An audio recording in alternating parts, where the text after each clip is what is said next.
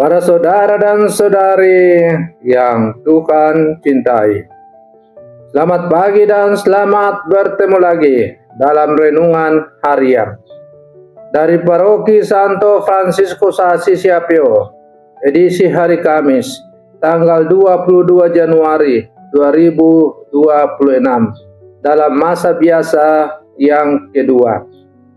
Mengawali hari yang baru ini, kita hendak mendengar dan merenungkan sabda Tuhan. Marilah sebelum kita mendengar dan merenungkan sabda Tuhan, kita berdoa. Dalam nama Bapa dan Putra dan Roh Kudus. Amin. Allah Bapa Maha Kuasa, Putramu Yesus Kristus telah membebaskan kami dari belenggu dosa. Semoga kami mampu berdamai dan bekerja sama dengan sesama. Bersabdalah ya Tuhan, kami siap mendengarkan. Terpujilah Engkau Bapa, Putra dan Roh Kudus, kini dan sepanjang segala masa. Amin. Para saudara dan saudari yang Tuhan cintai, sabda Tuhan yang hendak kita dengar dan kita renungkan untuk mengawali hari yang baru ini diambil dari Injil Markus pasal 3 ayat 7 sampai 12. Tuhan bersamamu. Inilah Injil suci menurut Markus. Sekali peristiwa, Yesus menyingkir ke danau bersama murid-muridnya, dan banyak orang dari Galilea mengikuti dia. Juga dari Yudea, dari Yerusalem, dari Idumea, dari seberang Yordan, dan dari daerah Tirus serta Sidon. Datanglah banyak orang kepadanya sesudah mereka mendengar segala yang dilakukannya. Karena orang banyak itu, Yesus menyuruh murid-muridnya menyediakan sebuah perahu baginya, jangan sampai dia terhimpit oleh mereka.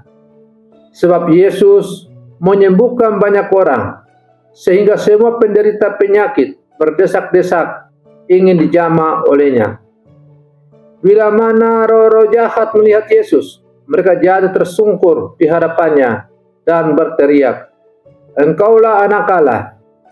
Tetapi dengan keras Yesus melarang mereka memberitahukan siapa dia. Demikianlah sabda Tuhan. Para saudara dan saudari yang Tuhan cintai, sabda Tuhan yang hari ini diperdengarkan oleh gereja menampilkan gambaran yang sangat kontras dan relevan dengan kehidupan kita. Banyak orang berbondong-bondong datang kepada Yesus dari Galilea, Yudea, Yerusalem, Idumea, seberang Yordan, bahkan dari daerah Tirus dan Sidon. Mereka datang dengan satu alasan. Mereka mendengar apa yang dilakukan oleh Yesus. Namun Injil juga mencatat sesuatu yang halus tetapi penting. Yesus menjauh ke tepi danau dan bahkan meminta para murid menyiapkan perahu kecil baginya. Mengapa? Karena kerumunan itu begitu besar dan mendesak. Disinilah Injil mengajak kita untuk berefleksi. Mengapa kita datang kepada Yesus?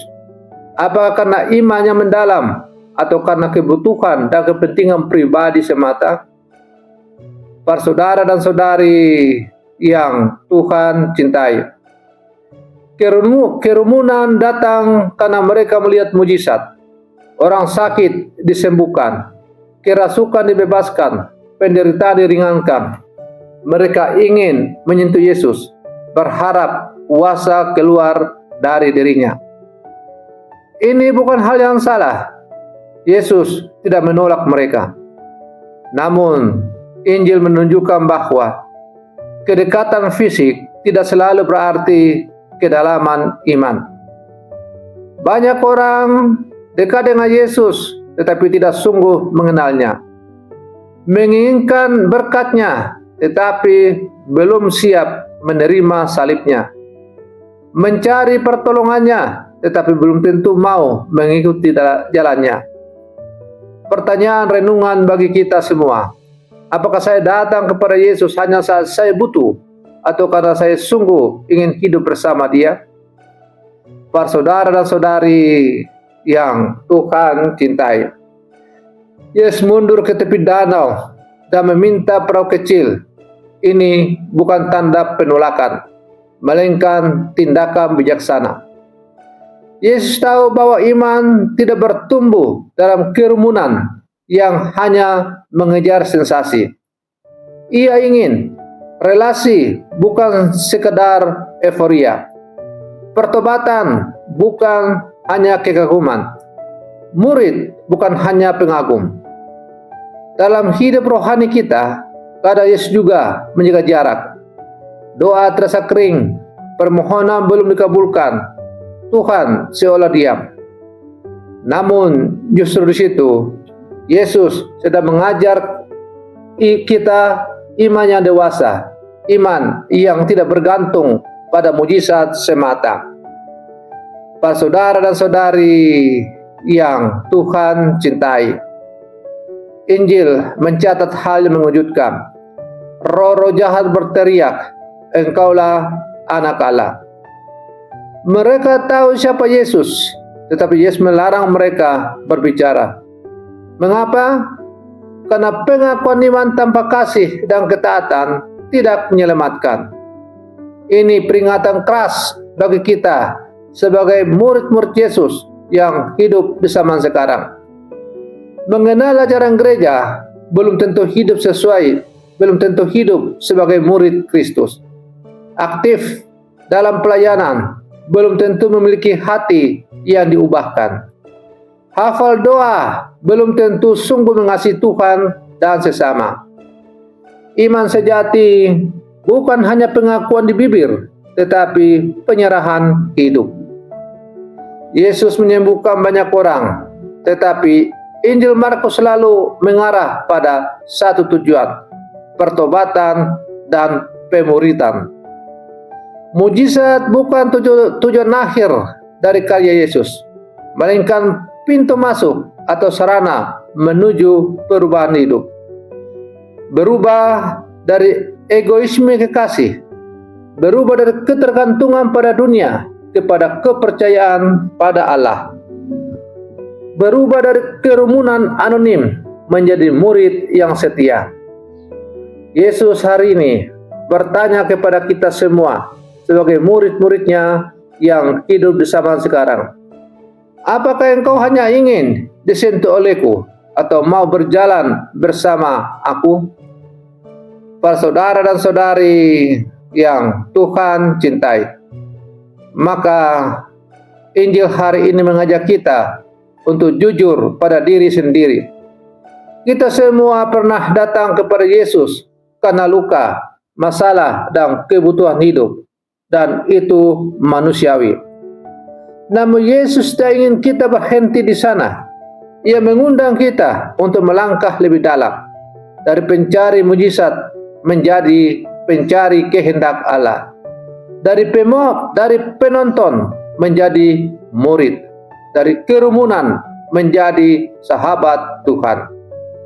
Maka semoga renungan saya pada pagi hari ini tidak hanya mengantar kita untuk semakin datang kepada Yesus ketika kita butuh, tetapi juga terutama dan pertama-tama adalah tinggal bersama Dia karena cintanya yang mendalam kepada kita.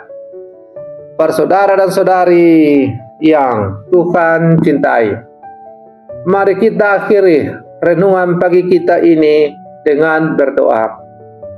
Dalam nama Bapa dan Putra dan Roh Kudus. Amin.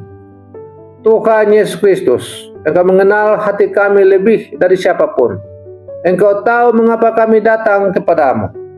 Sucikanlah motivasi iman kami, agar kami tidak hanya mencari berkat-Mu, tetapi juga merindukan wajah-Mu. Ajarlah kami untuk setia mengikuti-Mu dalam saat senang maupun susah, dalam terang maupun dalam kegelapan. Jadikanlah kami bukan sekadar bagian dari kerumunan, melainkan murid-Mu yang setia, yang hidup menurut kehendak Bapa. Engkau yang hidup dan berkuasa, kini dan sepanjang segala masa. Amin. Dalam nama Bapa dan Putra dan Roh Kudus. Amin. Para saudara dan saudariku yang terkasih, selamat pagi. Tuhan memberkati kita semua.